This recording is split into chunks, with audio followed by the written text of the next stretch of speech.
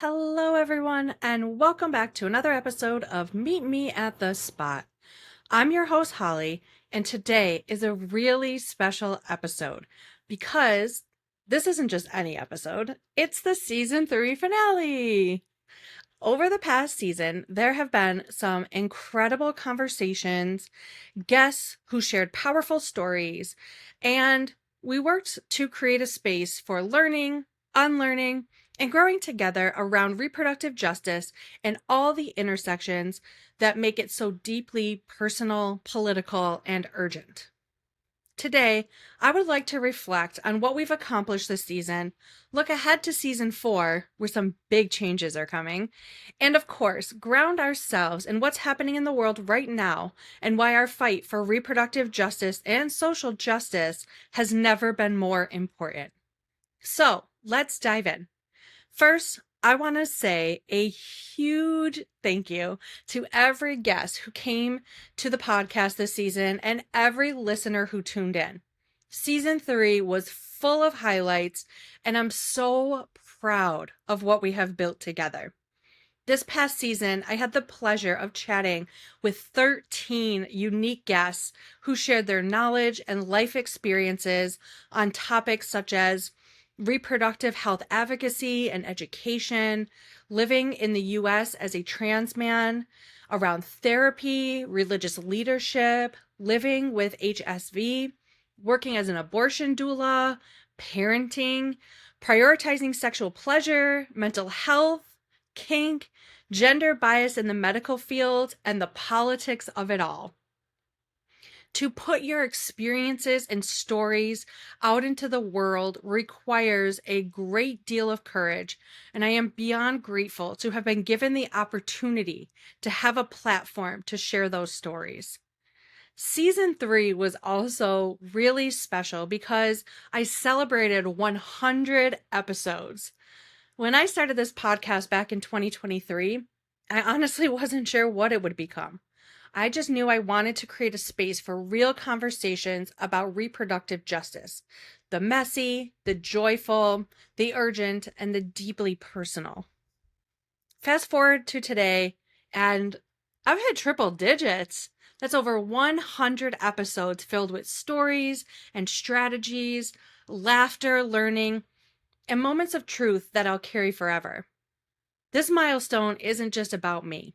It's really about you all, the listeners who tune in every week, the guests who trust me with their stories, and the community that shows up every week to hold space for justice, healing, and joy.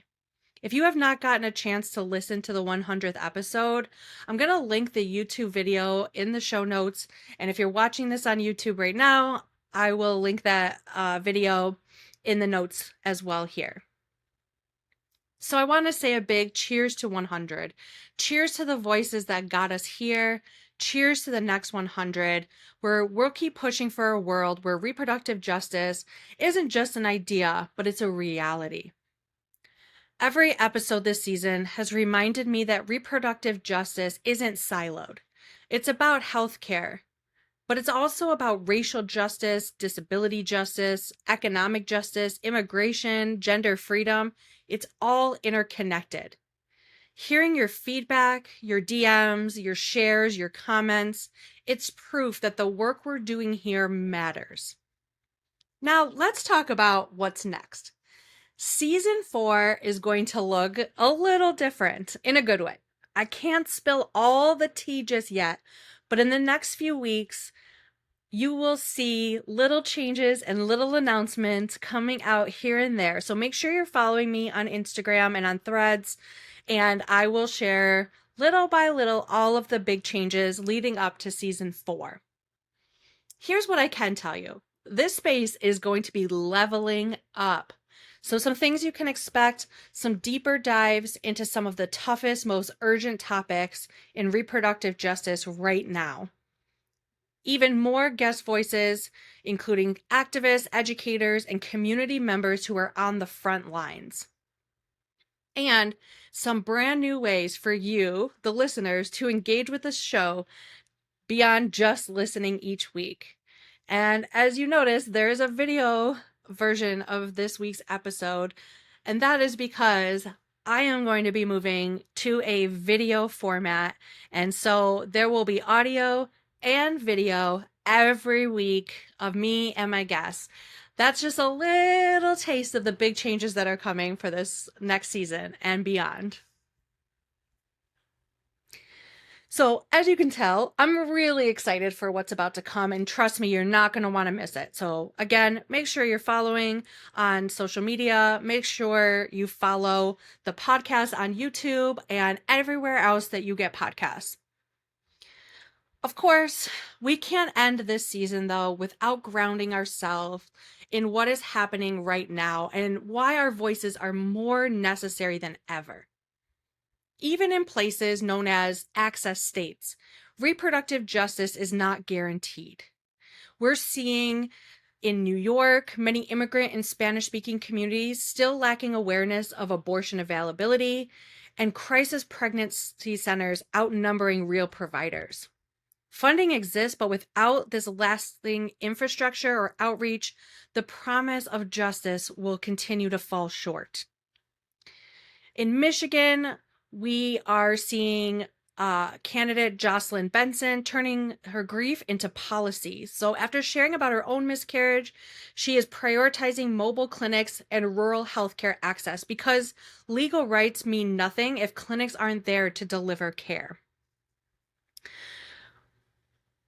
We are seeing for trans masculine and gender queer people, reproductive health, such as abortion, can be deeply gender affirming. So projects like Repro Masculinity challenge the narrative that reproductive topics are cisnormative and remind us that when we are talking about reproductive justice, that has to include all bodies. I work very hard to make sure that my language isn't gendered, especially when I'm speaking at events or speaking on platforms, that we are talking about all bodies. We're not just talking about women. We're not talking about moms. We're talking about pregnant people. We are talking about birthing parents. We are talking about all of these things in a way that is inclusive for all people. We have also seen that a big provider exodus that is continuing. So doctors are leaving states that have different sort of bans, like abortion bans, for example. And that's not only because of the restrictive laws, but because they just cannot practice evidence-based care. So this is leaving regions that have historically already been underserved even more vulnerable. And when we talk about doctors leaving, we're not just talking about the abortion doctors, right? We are talking about doctors who perform all sorts of types of care because there is a great fear, an irrational fear, that a lot of medical providers have about not understanding the vague laws that are in place. So these are just some of the things that are happening. And these stories really remind us why we fight. Reproductive justice isn't some abstract thing. It's about real people. It's about real families. And it's about real futures. And the truth is, none of us can afford to sit on the sidelines. We all have a role to play. So as we are closing out season 3, I have some asks of all of you, some calls to action, some things you can do in the meantime. But the biggest ask is to find your lane and keep pushing.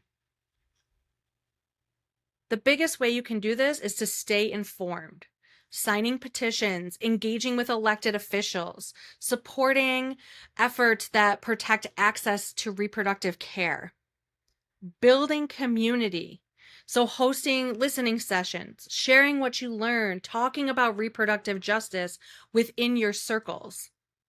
Support frontline organizations doing the work on the ground, whether that's covering healthcare costs, like abortion funds, for example, offering legal defense, providing educational resources. It takes nothing to share posts that other people are posting on social media. And to protect your own joy, your own pleasure, and your own well-being, because that is part of the movement too. They want to see us sad. They want to see us angry. They want to see us down. But we are not going to live that way. Yes, the shit is heavy. We cannot deny that. But we must also show them that we are still going to find our own joy and our own pleasure. And we are going to take care of ourselves and each other because that's what we do. And you can't take that away from us. Reproductive justice is about the right to live fully and freely and with dignity. And we really need every single one of us in this fight. If you're wondering how to help and get involved beyond listening to this podcast, some ways that you can do that while also supporting the work that I do is to share with your friends and family my social media posts, share my profile with them to get them to follow me too. That is a huge support. And I have met so many people who are like friends of friends of friends of people who follow me. You can visit my website, thatsexeducator.com, because while the podcast is also getting a rebrand and refresh, thatsexeducator.com is getting a rebrand refresh as well. So on my website, if you've never been there before, I have various educational products like customizable 3D reproductive models, stickers, coloring books, and lots of other resources designed to spark curiosity and get those conversations going. A lot of people think that like stickers and coloring books, what does that have to do with reproductive justice? You have a sticker on your water bottle, your laptop case, or whatever, you get the conversation going. I also take custom orders. So if there's something you want specifically, like a specific sticker or a shirt or tote or whatever it is you want, just let me know. We can work together to make that happen. If you're looking to host a workshop, I am a reproductive justice educator and advocate.